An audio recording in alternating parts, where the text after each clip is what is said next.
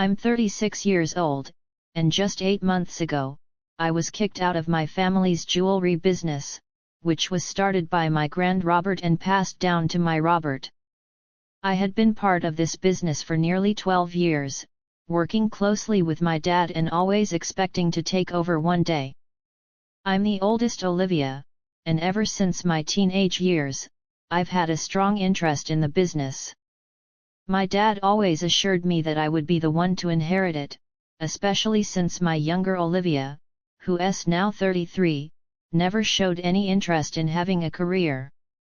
She only ever wanted to get married and have a family, so it was always assumed that I would be the heir, even though there was no formal documentation. After college, I served as my dad's personal assistant for 12 years. I even left my first job after 2 years because I didn't want to seem entitled and wanted to gain some genuine work experience before joining my Robert. But he wanted me to work with him, so I eventually left my job and dedicated myself to the family business. Despite all the hard work I put in, I was still kicked out in favor of my Olivia and her ridiculously rich fiancé. My Olivia had been estranged from the family for the past 15 years. She made some bad decisions and my parents cut her out right after she turned 18 when she announced she wouldn't go to college and wanted to explore and find herself. This didn't sit well with my parents, and they gave her an ultimatum: go to college or leave. She chose to leave and moved in with her boyfriend at the time, but that relationship didn't last long. They broke up within 6 months, and she showed up at our doorstep asking to be let back into the family. Before my Olivia left, she said awful things to my parents, claiming she didn't need them anymore and that she was better off without our family. She even compared us unfavorably to her boyfriend's wealthier family. When she came back, my dad told her that the conditions he had set still stood. She had to agree to go to college and get a degree or stay out. She tried to argue her way back in, but my dad was adamant, and she left again, vowing never to return. For the next 15 years, we only saw her at family events. We learned about her life from other relatives because she refused to speak to us. My mom and I tried to contact her several times, but since we were on good terms with my dad, she refused to speak to us as well. She was really proud and stuck to her word, never coming back until my dad himself tried to re-establish contact. Over time, she matured a lot.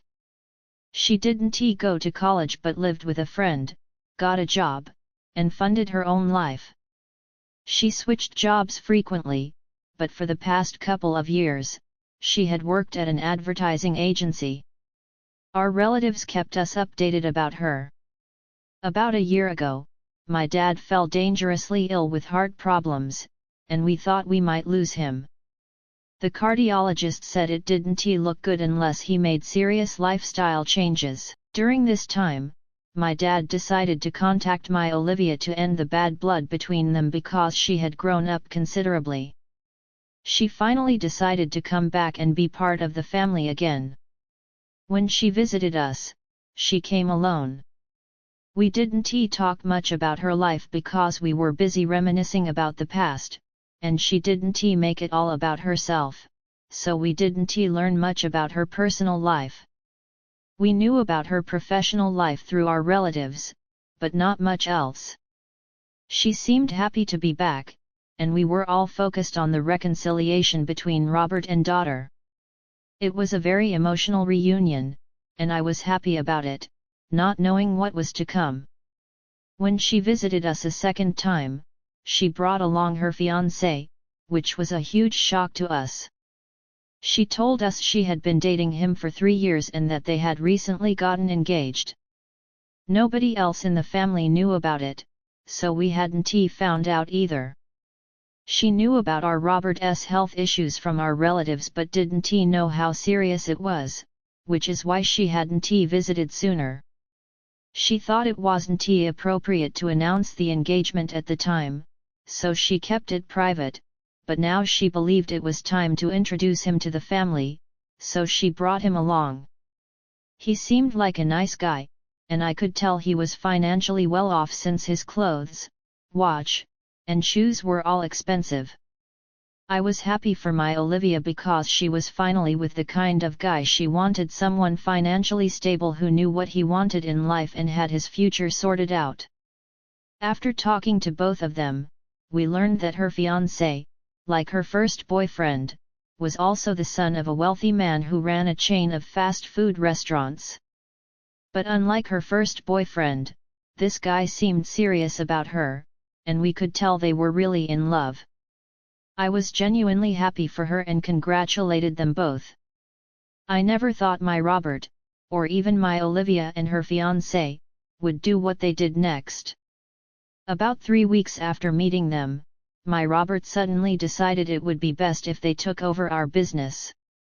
One morning, he called me and asked me to come home because he wanted to talk. I was at work at the time, managing everything since my dad's heart health had declined, and I was basically running the business. He hadn't officially retired yet, but I knew it would happen at some point, and I was confident that I would step up as CEO. That day changed everything. My Olivia and her fiancé weren't there when I arrived, but my parents were, and they looked grim. After some small talk, my dad delivered the crushing news. At first, I thought he was joking, but when I realized he was serious, I couldn't believe it. When I asked why he would make such a decision after just 3 weeks, he told me he had his reasons and refused to explain. After considerable arguing, he finally said he believed they would be more capable than I was. He also thought it could be a welcome gift to bring them back into the family since they were getting married soon. I tried to convince him this was a horrible idea, that a wedding gift didn't need to be as big as an entire business. I reminded him that he had always led me to believe I would inherit it. I had built my whole life around this fact, and now he was taking it away to give to people who had been absent for 15 years. I suggested making us partners, trying to negotiate because this was my future, but he was firm in his belief. He thought my Olivia's fiancé, whose Robert had built his own business, would expand our jewelry business faster than I could. I begged for one chance, but he wouldn't listen.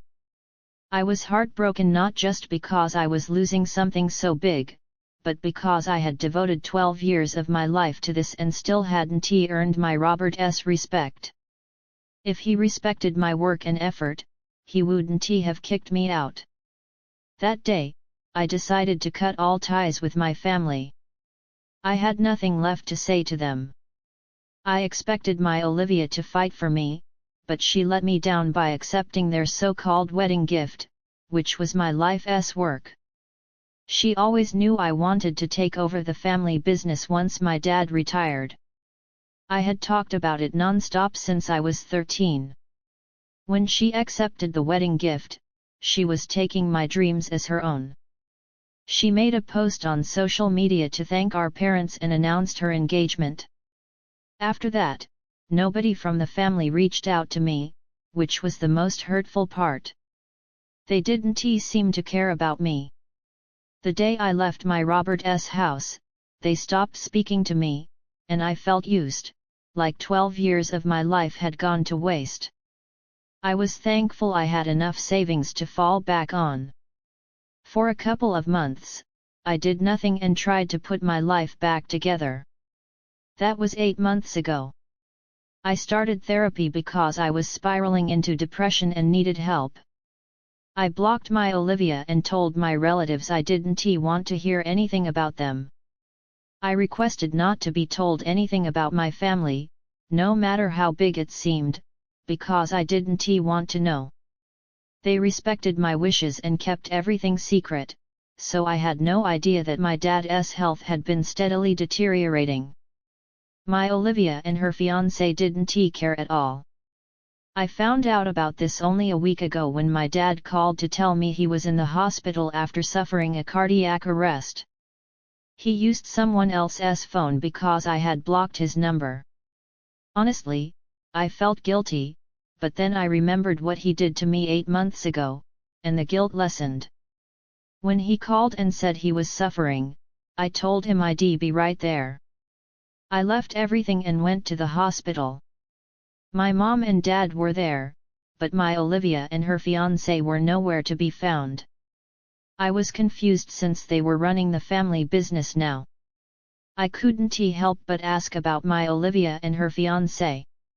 My dad, with great disappointment, told me they were too busy to visit him. I found that shocking because, having run the business for 12 years, I knew it was lucrative and mostly operated on its own unless there was a major crisis. We didn't need to be there all the time. When I asked if they had visited at all since the heart attack, he said they hadn't. They only texted back saying they were too busy and would visit once he was discharged. This was shocking to me, and I could see my dad was deeply hurt by it. He explained that the heart attack had made him realize how much he had taken for granted, especially when it came to family. He regretted what he had done to me and apologized. He wanted to make amends by handing the business back to me and making me the CEO. I was so overjoyed to hear those words. I had forgiven my dad, but there was still a huge burden on my heart, and when he said he wanted to give it all back to me, I felt it lift. I knew this was what I deserved. I didn't tell my Olivia or her fiancé that my dad had made me the CEO because I wanted to let my dad tell her. I knew this would cause some problems, but I didn't want to be the one to tell her. Later that evening, my dad called her, and the news infuriated her. She threw a huge fit and accused me of being cruel. I tried to explain that I didn't ask for this, and our dad made the decision because of their behavior toward him during his recovery, but she didn't want to hear it and hung up. My mom was right there, and she supported me because she believed my Olivia didn't deserve the business. My dad was apologetic about everything he had put me through. Despite feeling guilty, I knew in my heart that I was the one who deserved the business, and I accepted it. We formalized everything, and I became the new CEO. When I returned to the office, I discovered that my Olivia and her fiancé were using the business as a backup plan in case things went wrong with their own investments. They were financially struggling because of some bad deals, and their future wasn't as secure as it seemed. It was clear they had ulterior motives, and it hurt my dad deeply. He admitted that he had made a mistake and was deeply regretful. If I had known this before, I might have convinced him sooner that he was making a mistake, but there was no going back. My dad's biggest mistake could have been a disaster for our family business. Even though I felt sorry for my Olivia, I knew she couldn't be trusted. A week after the handover, my Olivia called and asked for jobs for her and her fiancé. I declined because of the way they had treated our Robert. I had to protect the business from people who couldn't be trusted. When I said no, my Olivia showed up at my office and threw a tantrum, demanding that I reconsider. She refused to leave and threatened to ruin the business if I didn't give them jobs. I had to call the police to remove her because she was causing a huge scene. After that, I haven't heard from her or her fiancé. I'm now focused on running the business and making sure my dad's legacy continues. If my Olivia continues to cause problems, I'm prepared to take legal action to protect what is rightfully mine. The entire experience has taught me a lot about trust, loyalty, and the importance of making the right decisions, even when they are difficult. After that incident, my Olivia and her fiancé completely disappeared from my life. They didn't show up at family events, and neither did they try to contact me or my parents. Part of me felt relieved because I didn't have to deal with their drama, but another part of me felt sad. I had lost my Olivia, and despite everything she had done, she was still family. But I had made my decision, and I knew I had to stick to it to protect the business and my own mental health. Over the next few months, I threw myself into work. I focused on rebuilding the company's reputation, which had taken a hit under my Olivia and her fiancé's short tenure. They had made several poor decisions, including signing bad deals that nearly brought the company to the brink of financial ruin. It was a mess, and it took all my energy and effort to turn things around. I had to let go of several employees they had hired, people who were either incompetent or not a good fit for the company. I also had to renegotiate contracts and repair relationships with suppliers and clients who had lost trust in us. It was exhausting, but it was also fulfilling. I was doing what I had always wanted to do, running the family business and making it successful again. During this time, my parents were a great support. My dad, despite his health issues, was always there to offer advice and guidance. He was deeply regretful for what had happened, and our relationship grew stronger as we worked together to rebuild the company. My mom was also a constant source of support, always reminding me to take care of myself and not let the stress consume me. However, the peace didn't last long. A few months after my Olivia's outburst at my office, I received a legal notice. My Olivia and her fiancé were suing me for what they claimed was their rightful share of the family business. They argued that my dad's decision to give the business to me was invalid because it was made under duress due to his health condition. They wanted to invalidate the handover and claim half of the business for themselves. I was shocked and furious. After everything they had done, they were now trying to take away the business that I had worked so hard to save. But I was also determined not to let them succeed. I hired the best lawyers I could find and prepared for a legal battle. The case dragged on for months, and it was one of the most stressful periods of my life. My Olivia and her fiancé tried to paint me as the villain, claiming that I had manipulated our Robert into giving me the business. They also tried to bring up every little disagreement we had ever had as evidence that I was unfit to run the company. It was exhausting and emotionally draining, but I refused to give in. Throughout the case, my parents were by my side. My dad testified on my behalf, explaining that his decision was not made under duress but was a result of my Olivia and her fiancé's behavior and their inability to manage the business. My mom also supported me, making it clear that she believed I was the rightful heir to the business. In the end, the court ruled in my favor. The judge found that there was no evidence to support my Olivia and her fiancé's claims and that the handover was valid. They were ordered to pay my legal fees, and the case was closed. After the case, I felt a mixture of relief and sadness. I had won, but the cost was high. My relationship with my Olivia was completely destroyed, and I knew there was no going back. But I also knew that I had done the right thing. I had protected the family business and ensured that my dad's legacy would continue. Since then, I've focused on moving forward. I've continued to run the business and have even started expanding into new markets. My dad's health has stabilized, and we've grown closer than ever. My mom has been my rock, always there to support me and remind me of what's important. As for my Olivia and her fiancé, I haven't heard from them since the court case ended. I've heard through the grapevine that they're still struggling financially, and part of me feels sorry for them. But I also know that I can't let their problems become mine. I've worked too hard to get where I am, and I'm not going to let anyone take that away from me. Looking back, this whole experience has been a roller coaster. I've learned a lot about family, trust, and the importance of standing up for yourself. I've also learned that sometimes, you have to make tough decisions and that it's okay to put yourself first, especially when it comes to protecting what you've worked so hard to achieve. Now, as I continue to grow the business, I'm focused on the future.